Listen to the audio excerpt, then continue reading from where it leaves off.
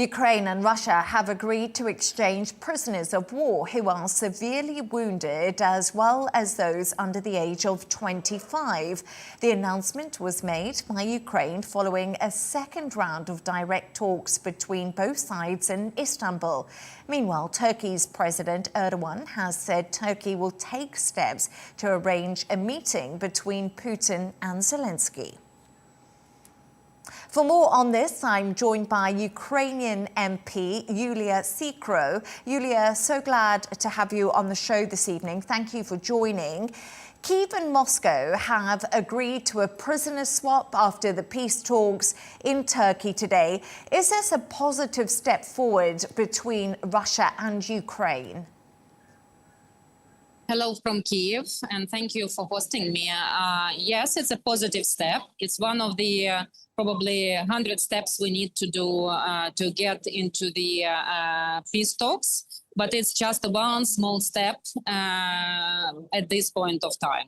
As you know, during the previous meeting, it was agreed and actually implemented the exchange of prisoners of war 1,000 to 1,000. And this time, Russia and Ukraine agreed to exchange all wounded or badly injured prisoners of war from both sides. As well as from Ukrainian side, it was requested, and I hope we will get approval from Russia's side to actually send to Ukraine all kidnapped kids, Ukrainian kids, and we have it more than 25,000 kidnapped and kept in Russia at this point of time. Yulia, ahead of these talks, Ukraine carried out an attack on Russian air bases with drones. Putin's forces then launched a deadly attack hours before the peace talks. Are the actions from both countries overshadowing ceasefire talks and a possible ceasefire in the future? Actually, I don't think it will influence much. We're expecting that Russia will hit back. That's why all safety measures and civilians should go in Ukraine to bomb shelters any time of alert. But in general, I don't think it will shift any negotiations, any peace deals to any significant step. I think Russia is not ready for peace deal at this point of time because they are sending to negotiations and to the peace talks in Turkey a very low-level delegation, people who are not taking any decisions, unfortunately, and that's why we all expect that Putin will take decision and stop the war.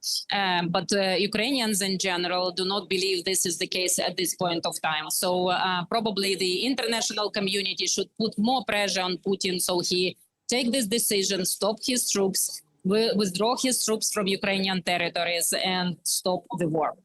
Would Ukraine like to see the US putting more pressure on Russia at this time to come to a ceasefire deal? Is Donald Trump doing enough? I don't think he is doing enough, but he started to realize that Putin is actually buying time and fooling him. And I hope he will realize it more and more. And as I know, they have a package of sanctions, including secondary sanctions against Russia, which could help stop this war and war machine of Russia.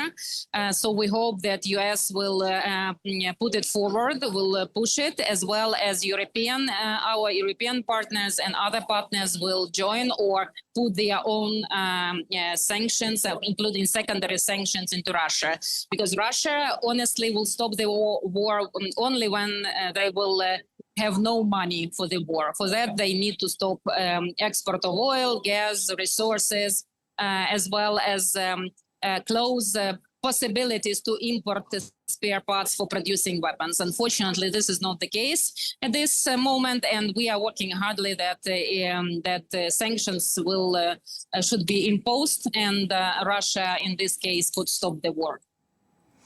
And Yulia, the Turkish president has pitched a meeting with Putin, Zelenskyy and Trump. How will this meeting between the three leaders actually help the ongoing talks? Because as you said there, it's Putin that needs to end the war.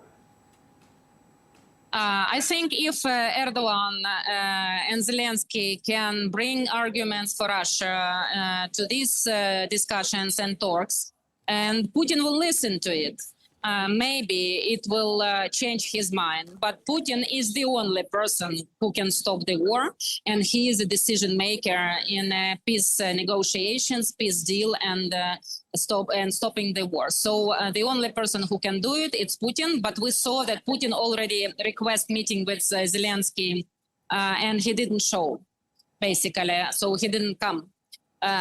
Instead, a very low-level delegation came from Russia, and okay, it's resulted in 1,000 prisoners of war swapped, but nothing more.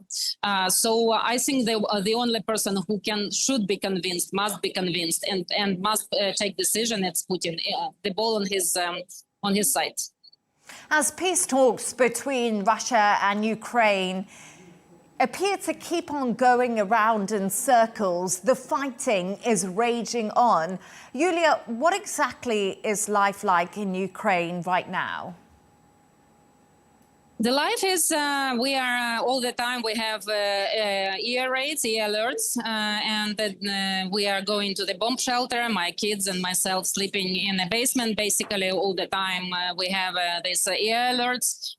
It's the same with a school during the school days. When they are going to school and there is air alerts, drones coming or missiles coming, they are going to the bomb shelter and spending at least 8 hours per week in a bomb shelter. So that's unfortunately our life. But still life going on. We have cultural events. We have kind people who are supporting each other. We have a lot of humanity in the heart. So, and I can tell you that as Ukrainians, we didn't hit a single Russian civilian or a single Russian kid.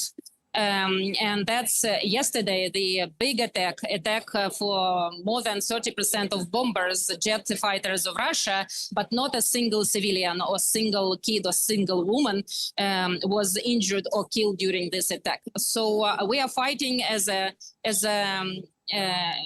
fighters, and unfortunately Russians fighting as a terrorist. That's why life of civilians not so